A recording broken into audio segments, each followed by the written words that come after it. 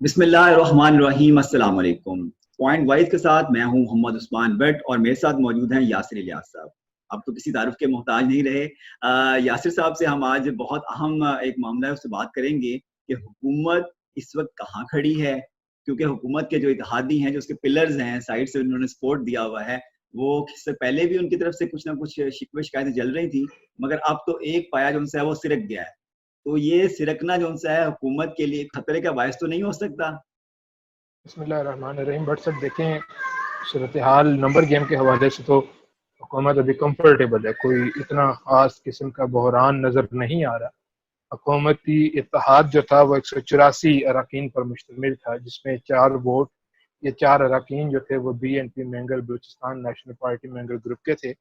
اگر یہ 4 ووٹ اس وقت سردست حکومت سے ہٹا بھی دیے جائیں یا اس حکومتی اتحاد سے منہا کر دیے جائیں تو تب بھی حکومت کے پاس ایک کمفرٹیبل میجارٹی 180 ووٹوں کی رہتی ہے، اور اسے اسمبلی میں اپنی اکثریت برقرار رکھنے کے لیے ہر وقت جو ہے 172 ووٹ درکار ہوتے ہیں موجودہ اسمبلی میں، یا 342 کے جو آپ کا ایوان ہے اس میں 172 ووٹ چاہیے ہوتے ہیں۔ اور ابھی اگر مینگل صاحب کے 4 ووٹ اس سے منہا کر دیے جائیں یا مائنس کر دیے جائیں تو 180 ووٹ ہیں، اور جس میں باقی اتحادیوں کا رول اب بہت کرٹیکل ہو گیا ہے، بہت امپورٹنٹ ہو گیا کہ کوئی ایک اور اتحادی، خاص طور پر ایم کیو ایم جن کی 7 نشستیں ہیں اس اتحاد میں، اگر وہ اس وقت کسی قسم کی جو ان کی ایک روایت یا ہسٹری رہی ہے اتحادی حکومتوں کے حوالے سے، وہ کوئی لغزش کا مظاہرہ کرتے ہیں یا وہ اپنے 7 ووٹ جو ہیں وہ سسپینڈ کرتے ہیں کسی بھی طرح سے، تو پھر حکومت کے لیے بہت زیادہ مسائل شروع ہو جاتے ہیں۔ پھر حکومت کو اپنا فینانس بل یا اپنا منی بل یا بجٹ جو ہے اس کو پاس کروانے کے لیے جو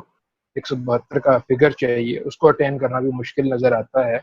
اور آپ جانتے ہیں، ہمارے ناظرین کے لیے ہم بتاتے چلیں کہ منی بل یا فینانس بل حکومت کا ایک ایسا بل ہوتا ہے کہ جو آن دا گیون ڈے فلور سے پاس نہ ہو سکے تو قومی اسمبلی تحلیل ہو سکتی ہے۔ تو اس کی امپورٹنس تو ہے اپنی جگہ کے اوپر۔ اختر مینگل کا اس وقت ناراض ہونا، یہ ناراضگی آن دی کارڈز تھی، آن دی والز تھی، کیونکہ جس قسم کے 6 نکات کے جو ان کا چارٹر تھا اختر مینگل صاحب کا، جو معاہدے کی بنیادی وجہ تھا یا جس کے اوپر معاہدے کی بنیاد تھی تحریک انصاف اور اختر مینگل کے درمیان، اس کا حصول کسی بھی سویلین حکومت کے لیے اور اس طرح کی کمزور وفاقی حکومت کے لیے بہت مشکل ہوتا ہے کہ اس معاہدے کی پہلی شق کے اوپر عمل درآمد کرائے، جس کے اوپر سب سے زیادہ ڈیڈ لاک چلا آ رہا تھا، اور وہ ہے جبری گمشدگیاں جس کو کہا جاتا ہے، یا پوسٹ ڈس اپیئرنسز کے۔ اختر مینگل صاحب کا یہ موقف رہا کہ بلوچستان کے جو یوتھ ہے یا بلوچستان کے جو لوگ ہیں ان کو جبری طور پر لاپتہ کر دیا جاتا ہے اور کسی فورم کے اوپر پیش نہیں کیا جاتا۔ تو عمران خان صاحب نے ان سے کمٹمنٹ کی تھی اتحاد کے وقت کہ وہ اس حوالے سے ضرور اس معاملے کو ایڈریس کریں گے، لیکن 2 سال میں کوئی پیش رفت نہیں۔ اور یہ لیکن امپورٹنس ہے کہ بار بار بات یہ کہہ رہے ہیں کہ اختر مینگل، کیونکہ آپ کو پتا ہے کہ ان کا اپنا ذاتی ایک پس منظر بھی ہے، بڑی امپورٹنٹ بات یہ ہے کہ ان کے ایک بھائی ہیں، سگے بھائی جاوید مینگل، وہ لشکر بلوچستان نام کے ایک لشکر کے یا ایک پولیٹیکل اینٹی کے قائد ہیں جو پاکستان سے علیحدگی کے لیے مسلح جدوجہد کرتا رہا ماضی میں۔ ابھی انہوں نے اپنی ایکٹیویٹیز روک دیں اور انہوں نے ریاست پاکستان کے ساتھ وفاداری کے لیے پیشکش بھی کی تھی کہ وہ اپنے آپ کو سرنڈر کرتے ہیں۔ اس کے علاوہ ان کے اپنے ایک بھائی اسد مینگل صاحب تھے جو آج سے قریباً 40 سال قبل جو ہیں وہ ابتدائی ان لوگوں میں سے تھے جو جبری طور پر لاپتہ کیے گئے یا جن کا آج تک پتہ نہیں چلا۔ اور پھر سب سے امپورٹنٹ چیز یہ کہ ان کے والد صاحب عطا اللہ مینگل صاحب جو ہیں وہ بلوچستان کے پہلے منتخب وزیر اعلیٰ تھے نیشنل عوامی پارٹی کی طرف سے، 1972 سے 1973 تک وہ وزیر اعلیٰ رہے، لیکن ان کو ابھی یہی گلا تھا جس کی وجہ سے وہ بعد میں پاکستان سے کچھ ناراض رہے یا نالاں رہے کہ یار ان کو کام نہیں کرنے دے رہی تھی اس وقت کی ذوالفقار علی بھٹو کی اسٹیبلشمنٹ، اور سیکورٹی اسٹیبلشمنٹ بھی جو ہے ان کے ساتھ تعاون نہیں کر رہی تھی۔ تو ایک لندن پلان اس وقت بھی سامنے آیا تھا اور ان کی حکومت ہٹا دی گئی تھی، اور ان کے اوپر الزام لگا تھا کہ وہ پاکستان میں جو ہے کوئی عسکریت پسندی کر رہے ہیں اور اس کے لیے اسلحہ جو ہے ان کو عراق سے سپلائی کیا جا رہا ہے۔ بہرحال یعنی کہ ایک ہسٹری ہے، تو ایسا سیاستدان۔ اور پھر اختر مینگل صاحب کے ساتھ خود جو 2006 میں واقعہ ہوا، 2006 میں آپ کو بتاتا چلوں کہ ان کو کچھ سیکورٹی پرسنلز کو، کچھ دفاعی ادارے کے لوگوں کو اغوا کرنے کا اور ان کے اوپر تشدد کرنے کا ان کے اوپر الزام لگا کراچی میں، اور اس کی وجہ سے پھر ان کے اوپر مقدمہ بھی چلا اور ان کو جیل بھی ہوئی اور یہ 1.5 برس جیل میں رہے۔ اختر مینگل صاحب ان کا موقف یہ تھا کہ ان کے بچوں کو اغوا کرنے کی کوشش کی گئی اور نتیجتاً پھر ان کے ذاتی سیکیورٹی گارڈز نے، ان کے پرائیویٹ سیکیورٹی گارڈز نے اس اٹیمپٹ کو فوائل کیا اور اس میں ان کا سیکیورٹی پرسنل کے ساتھ بھی جھگڑا ہوا۔ تو اس کے بعد یہ جب 2008 میں اس مقدمے سے پیپلز پارٹی کی حکومت آئی تو انہوں نے سیاسی قیدین کو ڈکلیئر کر کے اس مقدمے سے ایگزونریٹ کیا، تو یہ پھر سیلف ایگزائل میں دبئی چلے گئے تھے اور پاکستان کی فیڈریشن سے یہ بھی ناراض ہو گئے تھے، اور یہ جو آخری کچھ سلجھی آوازیں تھیں جو پاکستان کے قومی دھارے کے ساتھ رہ کر سیاست کرنا چاہتی تھی صوبائی خود مختاری کی، تو ان کا بھی ایسا لگنا شروع ہو گیا تھا کہ شاید یہ بھی اپنے بھائی والی لائن پہ چلے گئے کہ اب یہ پاکستان کے آئین کو تسلیم نہیں کرتے یا پاکستان کی ریاست کو تسلیم نہیں کرتے۔ یہ 2013 کے انتخابات سے کچھ عرصہ قبل واپس آئے اور انہوں نے 6 نکات اسی وقت دیے اور پھر انہوں نے بات کی یار کہ اسی آئین کے اندر رہتے ہوئے، اسی سیٹ اپ کے اندر رہتے ہوئے، اسی پاکستان کے اندر رہتے ہوئے اپنی وہ سیاسی اور جمہوری جدوجہد کریں گے اور اپنے صوبے کے لیے زیادہ سے زیادہ خود مختاری حاصل کرنے کی کوشش کریں گے۔ تو وہ ہمیں ویلکم کرنا چاہیے، ایسی جو کچھ ناراض آوازیں ہوتی ہیں ان کو تھوڑا زیادہ لاڈ دینا چاہیے، زیادہ پچکارنا چاہیے، کیونکہ یہ امپورٹنٹ لوگ ہیں، اہم لوگ ہیں۔ کیونکہ بلوچستان کی جو سیاسی چہرہ ہے، جو سیاسی قائد ہے، ایک تو دیکھیں جب بلوچستان عوامی پارٹی سیٹس کے حوالے سے وہاں سے 5 سیٹیں جیت کر آئی ہوئی ہیں، لیکن وہ پارٹی ایسی پارٹی ہے کہ اس کے متعلق کہا جاتا ہے کہ کہیں کی اینٹ اور کہیں کا روڑا بھانوتی نے کنبا جوڑا، کہ وہ راتوں رات بننے والی پارٹیاں، ایسی پارٹیاں بہت بنتی ہیں پنجاب میں، سندھ میں، بلوچستان میں، کے پی میں، ہر جگہ پہ پارٹیاں بنتی ہیں، وہ کبھی بھی ٹرولی کسی صوبے کو یا کسی بھی اکائی کو ریپرزینٹ نہیں کر رہی ہوتی۔ تو اختر مینگل صاحب بہرحال بلوچستان کی جو منتخب قیادت ہے اس کا سب سے بڑا چہرہ ہے، اس کے علاوہ دوسری پارٹی نیشنل پارٹی ہے، تو ان کو ضرور امپورٹنس ملنی چاہیے۔ تو یاسر صاحب کوئی امکان ہے کہ وہ جو جن نکات پہ معاملات رکے ہوئے ہیں ان کا کوئی حل ہو سکے؟ آج سر یہ ایک پہلے ان کی ملاقات چیئرمین سینٹ صاحب نے ملاقات کی ہے، اب ظاہری بات ہے حکومت اتحادی تو ہیں تو انہوں نے کوشش تو شروع کر دی ہے انہیں واپس لانے کی اور ملاقاتیں بھی ہوئی ہیں اس سلسلے میں، تو کوئی امکان ہے کہ یہ بجٹ والے معاملے سے، ویسے تو آپ نے کہا کہ بجٹ سے کوئی فرق نہیں پڑے گا، مگر کوئی جلد ان کے واپس آنے کا امکان ہے یا اب یہ گئے بس؟ اللہ کرے تھے دیکھیں، اب پتہ نہیں کس قسم کی سیاسی بساط بچھ رہی ہے، آگے کیا سیاسی چالیں چلتی ہیں۔ 2-4 دنوں میں کہہ رہا ہوں کہ جو باقی اتحادی جماعتیں ہیں ان کے رویے سے پتہ چل جائے گا۔ ایک اور سوال بھی یہاں ایڈ کر لیں اس کے ساتھ ہی، وہ آپ نے درمیان میں جہانگیر ترین صاحب کی بات کی تھی، تو ایک یہ بھی کنسپریسی تھیوری سامنے آ رہی ہے کہ جی اس کے پیچھے بھی جہانگیر ترین صاحب ہو سکتے ہیں، تو جیسے لانے کے لیے جہانگیر ترین صاحب استعمال ہو سکتے ہیں تو کیا لے جانے کے لیے بھی استعمال ہو سکتے ہیں؟ میرا خیال ہے اس میں اتنی جان نہیں ہے، اس بات میں، اس مفروضے میں جہانگیر ترین جو ہیں وہ اتنے طاقتور نہیں ہیں کہ وہ ریاست کی سطح کے اوپر اس قسم کی کسی جماعت کے اتحاد میں اور کسی جماعت کے اتحاد سے باہر کر سکیں۔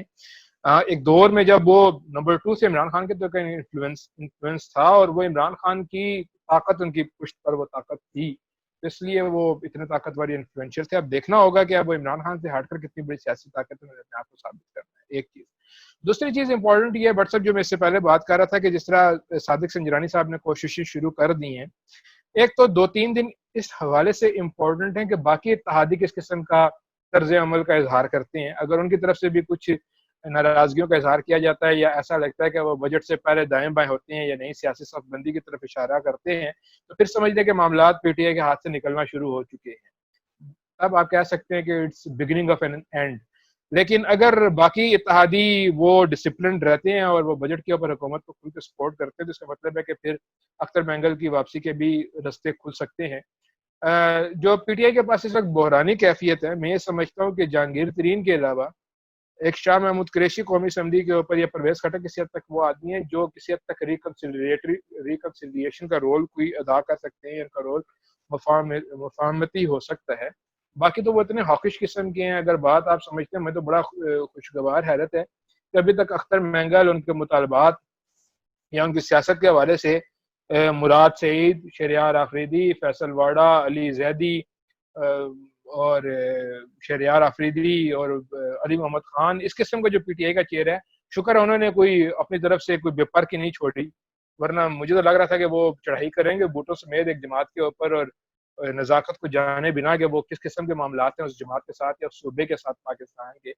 اللہ کا بڑا شکر ہے کہ فیصل واڑہ ابھی تک نہیں بولے اور مراد سعید ابھی تک نہیں بولے اس معاملے پہ، ورنہ یہ معاملات بہت زیادہ خراب ہو سکتے ہیں۔ تو جو سنجیدہ قسم کی ان کے پاس قیادت ہے،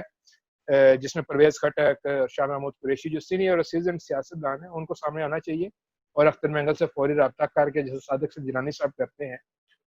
उनको बहरहाल एक इकाई की एक सूबे की रिप्रेजेंटेटिव जमात के साथ मामलात के ऊपर बातचीत करनी चाहिए और दीगर स्टेक होल्डर्स को भी उन्हें अब इस डिस्कशन में इन करना चाहिए। वरना मैं नहीं समझता कि पीटीआई के पास ऐसी किसी के पास सलाहियत है कि वो किसी नाराज जमात को राजी कर सकें। ये सलाहियत बदरजा तुम मौजूद है पीटीआई के इत्तेहादियों चौधरी बरदरान कि वो किसी हद तक एक मफाहमत पसंदाना किरदार अदा करके इनके दरमियान दूरियां दूर कर सकते थे, लेकिन उनके अपने मामलात कैसे चल रहे हैं ये भी देखना होगा। अपोजिशन वाले को मतलब ऑफर कर सकते हैं कोई इस तरह से इस वक्त? देखिए ये तो जमात की जवाबदीद है, अपोजिशन के पास ऐसा कुछ होता तो नहीं वो किसी और को अपोजिशन की दावत दे सके। हुकूमत के लिए तो आपके पास देने के लिए बहुत कुछ होता है ना, तो अपोजिशन जब आप नहीं है हुकूमत के खिलाफ है तो आप अपोजिशन का फितरी और खुद कुदरती हिस्सा बन जाते हैं। तो मुझे ये लगता है कि वो अपोजिशन के बेंचेस के ऊपर ही बैठेंगे। बाकी ये कोई आईनी मामलात तो है नहीं कि अभी सिर्फ इलादगी हुई है और रुजू हो सकता है या नहीं हो सकता। ये यहाँ पे 6 नकात के मुआहदे के तहत ये जुड़ा हुआ एक रिश्ता था। यहाँ पे 6 कलमों से जुड़ा हुआ निकाह का रिश्ता नहीं रहता पाकिस्तान में। ठीक है, हमारे वज़ीर आज़म की निकाह की तारीख भी कुछ बहुत अच्छी और बहुत कुछ शफाफ नहीं है। तो वो 6 कलमों वाला निकाह अगर नहीं रह सकता तो 6 नकात का मुआहदा भी नहीं रह सकता। तो मुझे नहीं लगता कि वो अब हुकूमती बेंचेस के ऊपर,